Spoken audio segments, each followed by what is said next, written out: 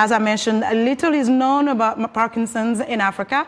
Joining me now live via Skype from Accra, Ghana, is Doctor Augustina Charway-Felli, Secretary General of the African Academy of Neurology. Dr. Augustina, welcome to Africa 54. Thank you very much. My pleasure. Also joining us live via Skype from Accra is Jervis Kwadwo Djokoto, the founder of a Parkinson's disease support group in Ghana. Mr. Djokoto, thank you for joining us. Thank you very much.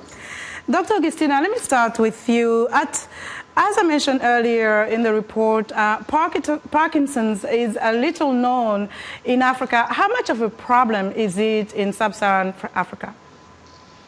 So I would like to clarify that it's not that much is not known about it. We do know about it. We are not sure of the numbers, but from the little we've already seen, it seems to be as prevalent in Africa and sub-Saharan Africa as it is worldwide. Mm-hmm. And Mr. Djokoto, to you now, at what point were you diagnosed with Parkinson's disease, and did you have any awareness of the condition prior? No, I was diagnosed with the disease 16 years ago. That's 2003. But before then, I knew very little about the disease. At least I knew that Muhammad Ali had it, and it was after I was diagnosed that I managed to get a lot of information by reading and educating myself about the condition. Okay, education is definitely important according to what is being said. Dr. Augustina, it is a condition that progresses over time. And so what are the telltale signs that can indicate to someone to seek medical help? So usually the first sign would be shaking of, more commonly, the hand. Sometimes it can be of the head. And the shaking would be when the limb of the hand is not being used. Others will note that they are getting slower in movement, they feel stiffer, sometimes with pain. But if you speak to a lot of individuals, they'll tell you that they may have noticed problems long before that.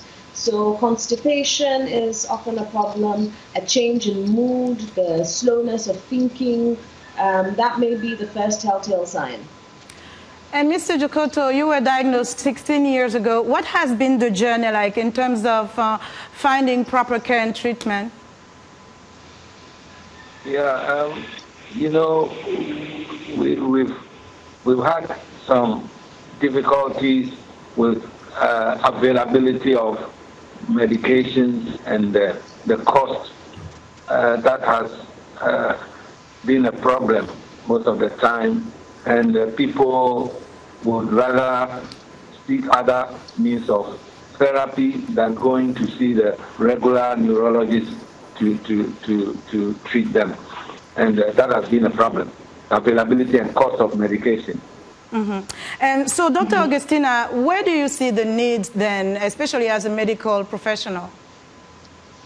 So one of the reasons why today's commemoration, World Parkinson's Day, is so important is that it raises awareness on all levels with all stakeholders. So it's important for the general public to be able to recognize that healthy aging does not include the signs that an individual with Parkinson's disease has. And if they do develop those signs, they should seek medical attention. On other levels, so raising awareness amongst our healthcare practitioners, the primary care especially, to be able to recognize these individuals in their communities and address the issues and refer them further if those issues are not easily controlled. And then the most important stakeholder, our governments, our healthcare policy makers, needs to be more involved in understanding that this is a real problem. It does exist. We are no different from anywhere else in the world, and that policies need to be implemented so that there is availability of care, there's availability of medications, and that no matter your geographical location, no matter your economic status, you should still have access to appropriate care, again, almost irrespective of what disease you have, but especially if it's Parkinson's disease. So, Mr. Djokoto, as someone who is living with the condition, what message, from your experience, would you like to share with people who are watching the program, whether it's in Ghana specifically or Africa as a whole?